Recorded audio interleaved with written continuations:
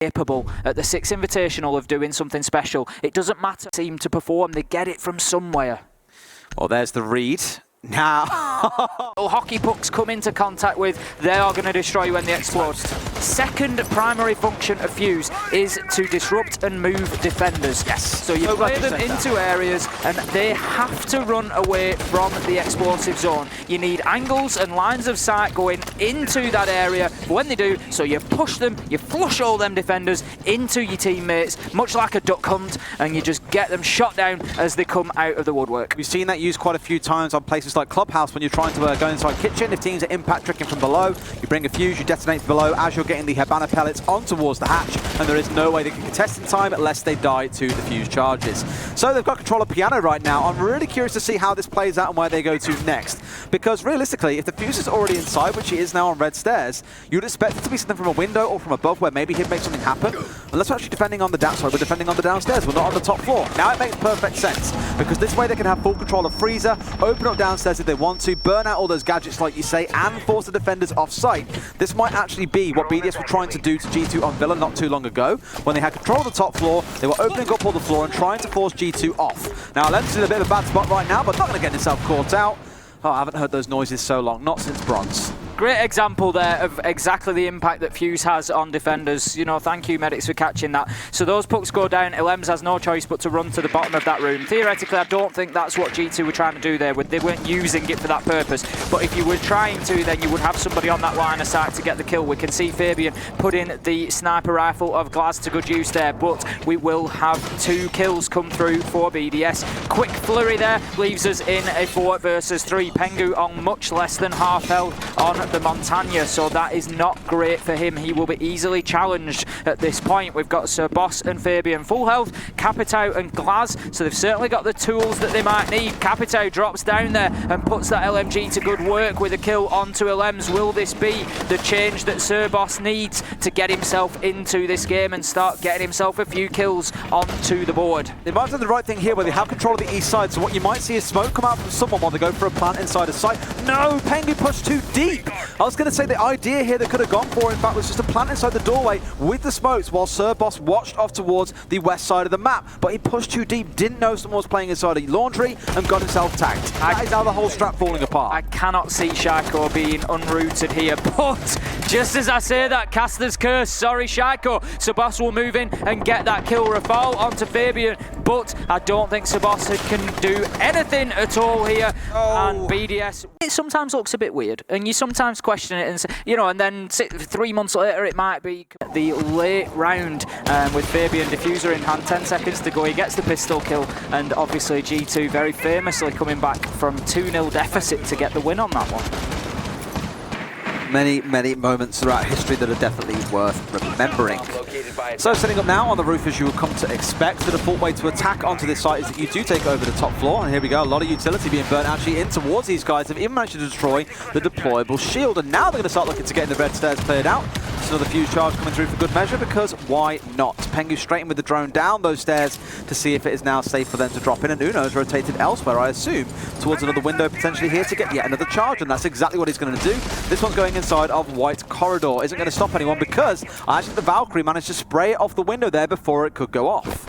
Always a risk with those fuse charges. They can be shot off through the soft surfaces that they have to be placed on. Can't be placed on any hard wall or reinforced wall. So that will be the charges done. We saw, again, great use of them. Shield in that cigar shop is becoming much more popular recently to try and hold the red stairs drop and prevent the piano room being gained by the attackers. So it has taken some out. And what a nade we see from Fabian there. That will be a kill from Fabian, as well as Monty pushes the defenders into his line of sight. Uno pushes him on the fuse, kill onto Shaiko. Now leaves us in a 5 versus 3, and this is going, sorry, 5 versus 2. This is going much, much better for G2 at this point. We've got a man up on the skylight. Sir Boss is just holding up there, using the smoke arrows, using the utility to try and gain any advantage he can for his team. We've got Renshiro and Elems dancing around between White Corridor. They're in the bar back area, just trying to get any kill that we can. We can see Sir Boss gets the diffuser down. No way. The last 2 kills, Uno and Kanto.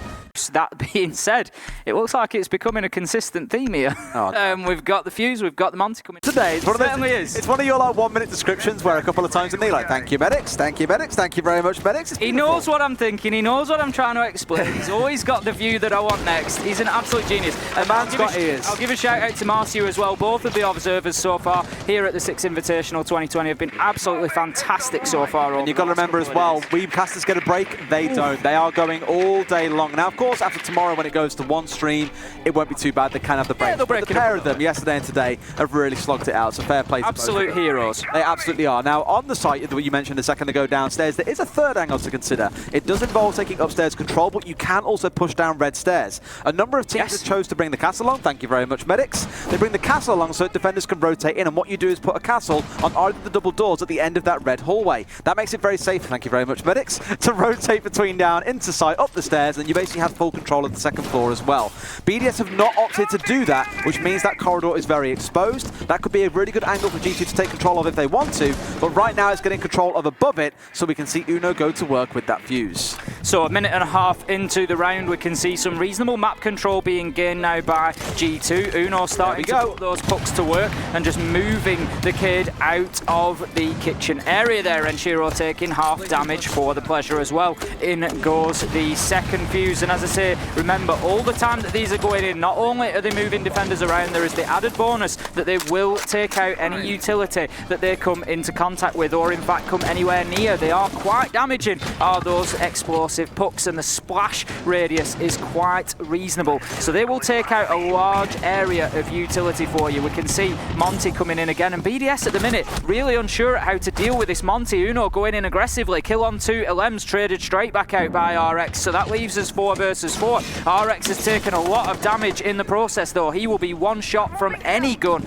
and Renshiro just above half health, so he is in peril as well. We can see the pressure is mounting, and as I was saying, it doesn't seem like BDS are really comfortable or confident in how to deal with this Monty. They keep coming up against it like a brick wall, and they just don't really know what to do, and Pengu is quite happy to sit there and look at them and feed that information back in. My concern is that although many members of BDS have been damaged, we're down to 15 seconds on the clock. The time has gone almost nowhere, and G2 are not yet in control of the site. Fabian finds one. They managed to push it from the east side here as C4 sails through from Renshiro and brings down Kanto. That could be enough to close this round out. 2 seconds left, and Renshiro gets a double, and unfortunately available to us before we even look at that. So reading of Fireplay is going to be where we go to against. But again, I think much as we saw on Villa, they'll be reasonably happy coming onto the defence if they can be somewhere around level. I like the setup that BDS have gone for this round as well. What they're actually trying to do now is to slow things down. Don't make it a very quick drawn out affair, or sorry, not drawn out affair for G2 to get towards the site and start assaulting you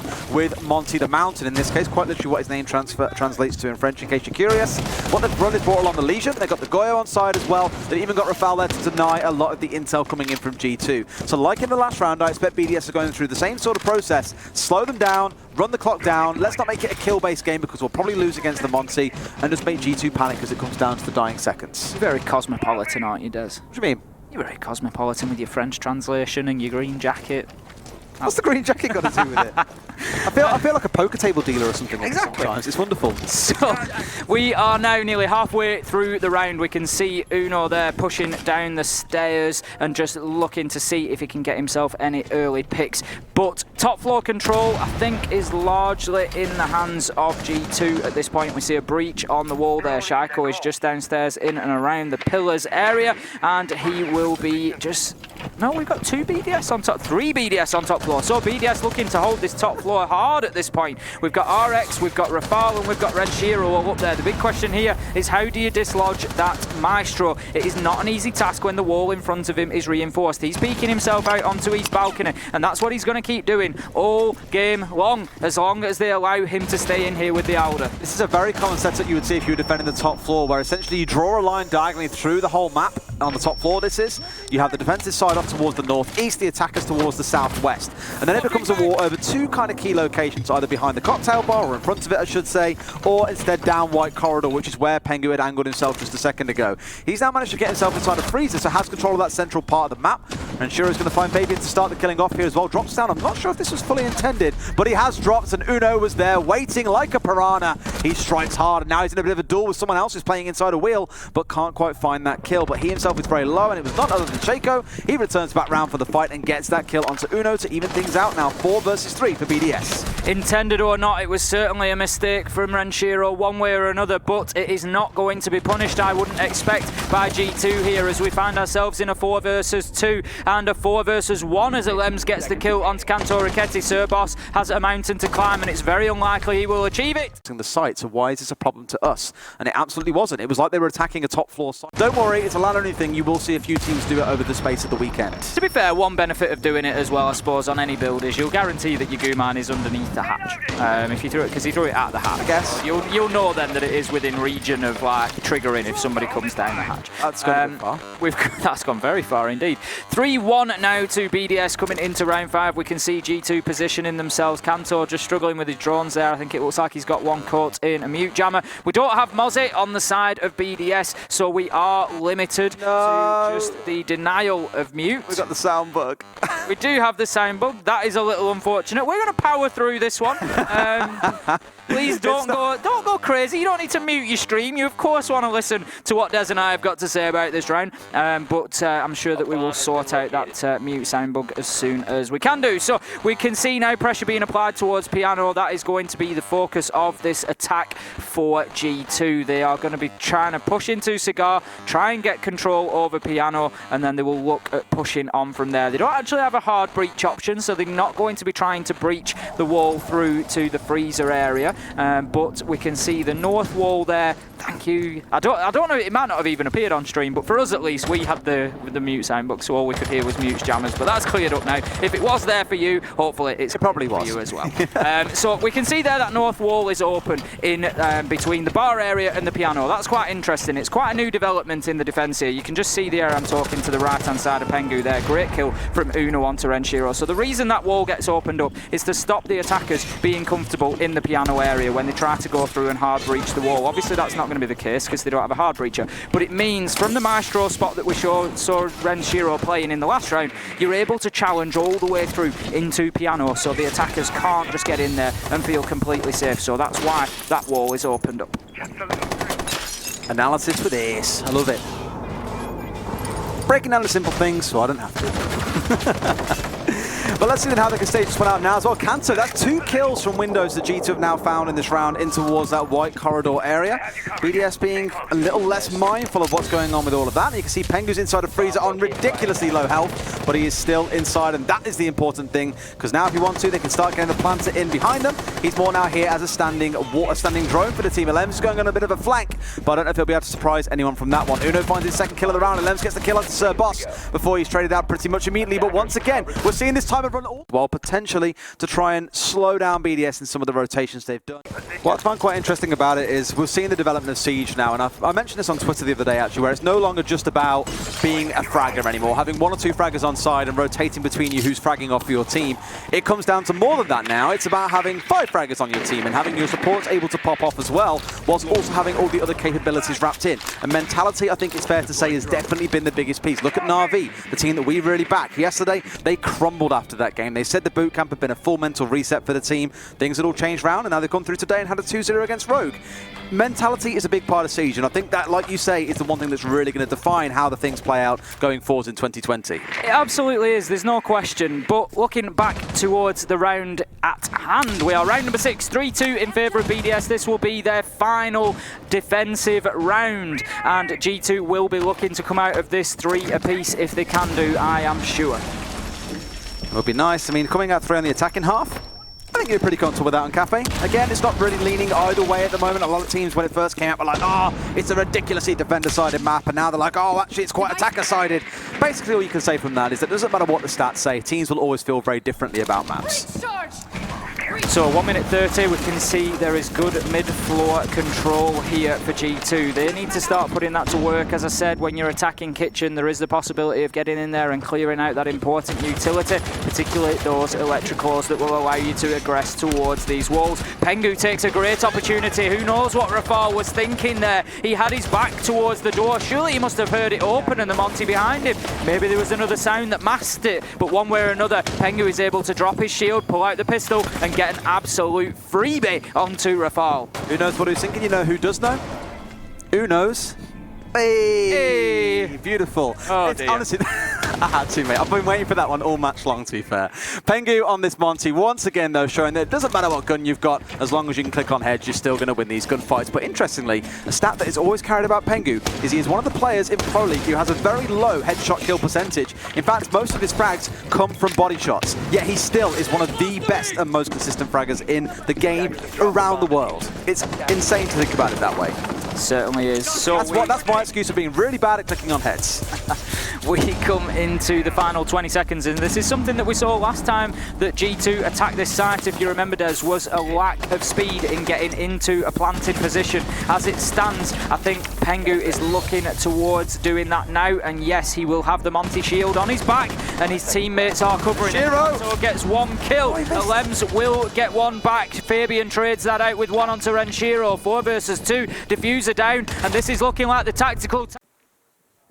So we're heading towards round number 7, and we will be flipped. And that's what he's looking for as people filter in through that red stairs door. And this is something I'll give to a lot of the teams who have started adapting and playing this way. One of my biggest criticisms of Cafe when it first came out was every single attack starts the same. You go on the roof, you open both hatches, you drop at the top of red stairs.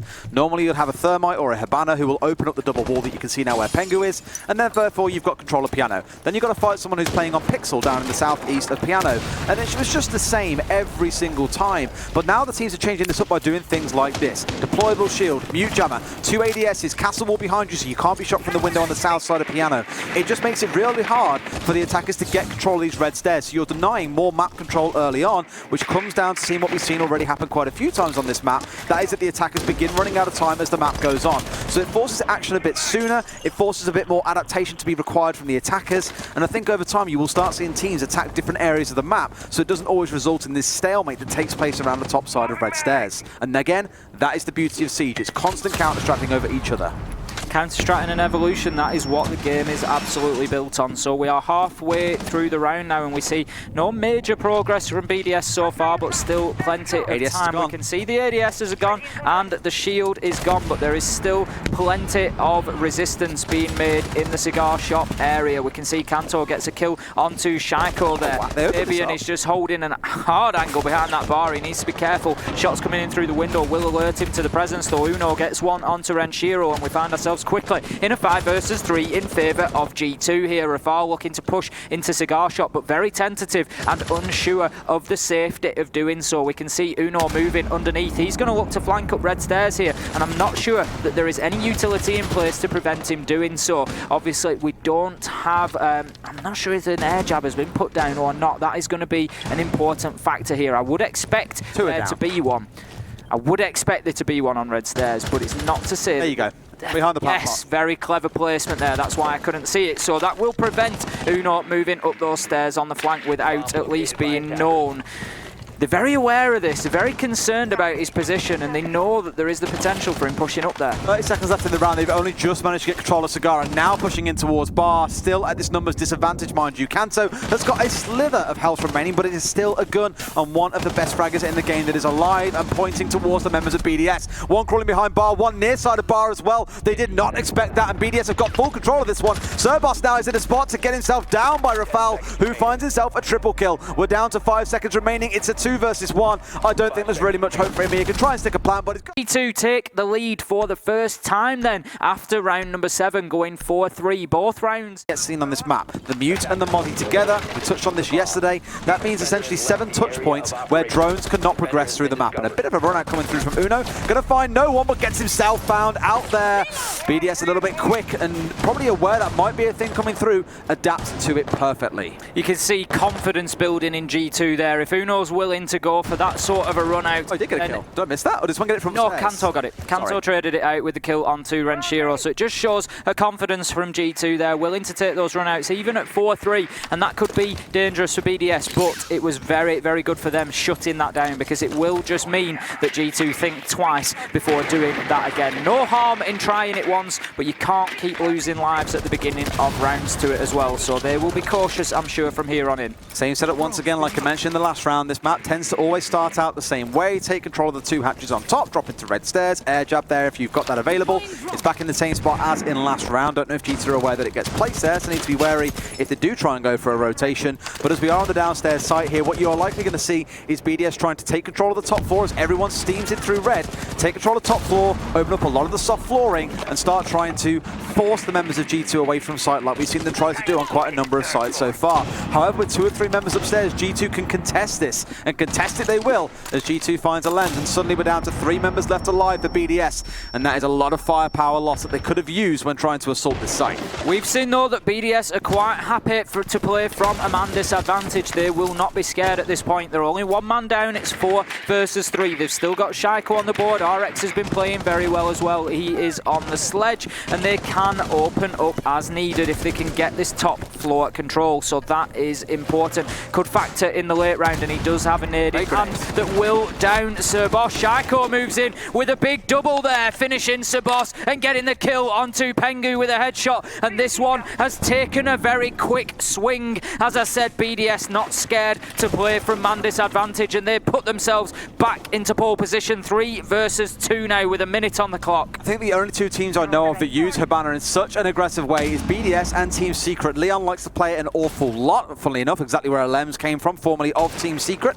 Now on BDS, as we can see, currently dead in this round. It's the coordination that you saw there coming together. They knew where Sir Boss was, and every single member that was left alive, all 3 of them, we had the impacts coming through, the flashes coming in, and the rush forward from Shaiko to secure that kill, which then turned into a double. G2 were not ready for the pace at which BDS moved there and got themselves caught off guard. We're now down to 20 seconds, mind you, and they haven't yet managed to sniff out Fabian or Kanto. This is where a lot of work comes in, a lot of risk potentially, as they might have to start pushing in blind. They might have to. We can see the plant going down there from Rafal, and that leaves us 1 versus 3. On Tuesday, Wednesday, or will BDS stretch us all the way to Consulate? I think I know what happened. Raise. A really interesting stat. There were 11 rounds in the last map. The G2 obviously won. How many opening kills do you think they got? Probably about 3. 3 is absolutely right. 8 for BDS, and G2 still won the map in the fashion they did. Uno will come out with that opening kill. Great Nitro onto RX there. Yes. Sledge has gone, so that will be the vertical option. Not completely removed. We've got breaching charges on the Zofia, so Rafal, his importance within this team just doubled. He has the destructive capability of the gas propelled grenades. He has the breaching charges as well, so he is now their option for getting that floor open. If Rafal dies, then it is all down to a horizontal attack. Which is never too fun when a team is set up and ready for that sort of play, although G2 have come quite armed for more of the vertical one in this case. Same thing with Fabian being on the Kaid here as well, as mentioned. Got to block anything out there and stop any walls being opened up. It's very normally used on that wall you were looking at there, which is the freezer wall. In this case, I don't actually think it's being used to electrify that one. They've actually got a rotation hole cut through it instead, where Pengu is playing off towards the east side as well. So this white corridor is basically off limits. G2 is saying, sorry guys, the warning tape is up. There are some construction works going on here. Enter at your own risk. So we are 1 minute 30 into round number 9 now. BDS have lost 1 man and 2 shock drones as the second is taken out there. We can see that they are preventing rotations with those air jabs. Quite normal use for those. You get them on the stairs and it prevents anybody moving up there without you being aware of it. They need to start mounting a bit of pressure here, and that is what BDS are trying to do. But Fabian will get a Nitro kill. That's the second on the round. Renshiro fall into that. Shaiko will move on to a challenge of Pengu and will get the kill, but lose his life shortly after. Sir Boss put in the Alder to great use to take the head off Shaiko. That leaves us now in a 4 versus 2 and a commanding lead within this round for G2. This, with the clock as well, 45 seconds, and that's ticking away quickly, is going to be very difficult for BDS from here. And Rafal's still got 2 of those breaching charges as well, so hasn't really bothered playing vertically. They just don't want to at this point. They more want to try and play the horizontal game, but like I said, this white corridor was a no entry zone for BDS, and yes, they managed to get rid of Pengu, but they had others covering them from the north side near the bar, down red corridor. That's just a little bit of a jabit. Nah, he's locked it in. We're surely going to see. So I'm very curious to see how this setup is going to benefit them. One way or another, this is going to be the greatest decision or one of the worst. Yeah. There's no in between with this. They're either going to be hailed as geniuses for trying something just extreme and different, or they're going to be called out for a silly decision, one way or another. The problem with that Tachanka and where he is that the floor underneath him can be opened up. He's on a soft floor, so it is very easy for RX to move in underneath. Thank you, Medics, once again. Into reading room. Thank you, Medics. Into reading room and just open up that floor underneath him and clear him out. It will not be too difficult at all. So G2 need to be very, very aware of that weakness. I'm sure by this point BDS will be fully aware that there is a Tachanka on the field. We spoke yesterday about why Lion is so powerful as an operator in Siege, and that is because to stand still in Siege for more than a couple of seconds is usually to die one way or another, because you will be challenged, information will be gained, you can be naded, there's many ways you can be killed, and Tachanka is another operator that forces you to do that when using his gadget. You are stationary. But look, there are 3 of them playing inside this far room, and that's going to be Fabian finding a kill from below with that one. Shaco finds one across onto Fabian, so instantly traded back out from there, though. That is the Kaid down and dead. But it's worth noting there are 3 of them playing around that Chanka right now. His servants are there, one to protect him from the north, which I believe is Sir Boss, and then to the south we have the Jaeger also covering the angle out as well. There he is, it's Pengu playing on that Jaeger. So I imagine there'll be some downstairs angles being held here. I didn't quite see any holes in the floor to be able to give them that downstairs vision, but even here with this bulletproof camera on the reinforced wall, they have all the protection they need there, all the intel they need to make sure that Chanka gives enough threat that we're not going to see BDS just Hail Mary forcing themselves through bar. We can see the deployable shield being used in Pixel Corner there just to offer some security to the man in white corridor so they can just hold back the push into Piano. Shaiko seriously low health here, and RX is off the board, so that is the option of Book gone. We can see the diffuser just dropped down the red stairs from Ilems there. Medics, can we just quickly check whether Fowler's got any of his impacts left alive? Okay, so he doesn't. So this is now a problem, because that would have been the last option with RX being dead to get below and to make this work for them. Not quite going to be the case. And look at this, just from afar now, the Chanka is doing enough that he's holding things down for them. The threat is there that they cannot contest him, yet it was Sir Boss who found the kill. Which way do you look? You're staring at an Alda, or you're staring at an LMG? Either way, it is murder. 2 kills come through for BDS. Pengu gets one back onto Rafal. Wasn't a trade for either of those other 2 kills to still have to worry about them. There are now 2 left alive for G2. The Lord has fallen. It's a 2 versus 2 with 10 seconds left on the clock. This may well be that Tachanka has wasted enough time with BDS, unaware of how to play around him. We can see a ring around the roses going on as Jaeger moves through with a pistol, will get the kill, and that is going to be the important. Waste a lot of time. It helps that Fabian found the opening kill with that C4 to make it work so well for them. But the other key thing, admittedly I didn't see it, but the way that Pengu kept looking, I assumed it was the case. Create that little bit of separation so that they've got some breathing space here. They've got 2 bites at the cherry to close this one out. Yeah, I've got a couple to make this one work. I've got to say, you look back at this match historically, it has been one of the wildest cafes I think I've seen. Both on defense, bringing a Chanka, on the attack, bringing a Glaz, bringing a Monty, bringing a Fuse.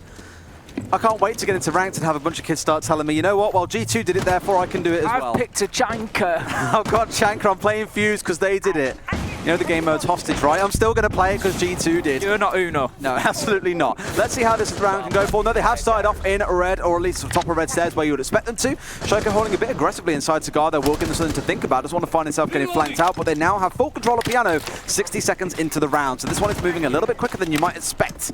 Ping's coming through there on towards the softball. They know they want to get this open as that's where they want to go. You always want to take control of Freezer here, so you have full control of the bar area and essentially start forcing players like Sir Boss to be in very uncomfortable positions. Bit of a C4 coming out there. That's a bit overkill, Pengu, but I'll give it to you. Fabian finds a kill elsewhere onto RX as well. Beautiful stuff coming out of G2. Leaves this one in a 3 versus 2.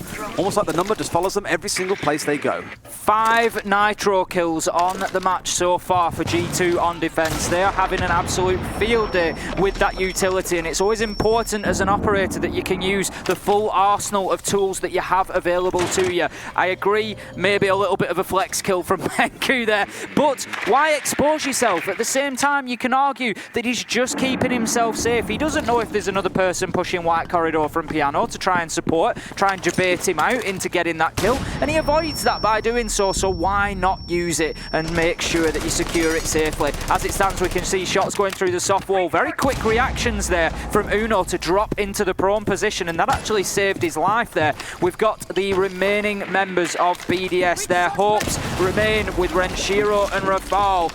This will not be the end for BDS if G2 win here. They will go into the lower bracket and play again tomorrow. But this round still prevails for another 25 seconds at the very least. Got to give it to Fabian as well. He's stacking up there on the kills so far. Pengu gets dropped down by Renshiro. Now in a 2 versus 2. BDS have got 18 seconds to keep this one going. They're going for the plant. Fabian is down below. No C4 in hand means he's got to run up to the north side here as well. Are they watching the angle? Yes, they are. He finds the headshot, doesn't find the second, but the diffuser is down. It's a 1 versus 1. And Uno's had such a good day so far. Has got it all to do to close this one out. Getting in the right angle there as well. Must surely know where he's snuck away to. It's ring around the rosies once again. Going to bait it out there with the defuse. 4 seconds remaining. Uno picks up, knows where he is, goes for the kill.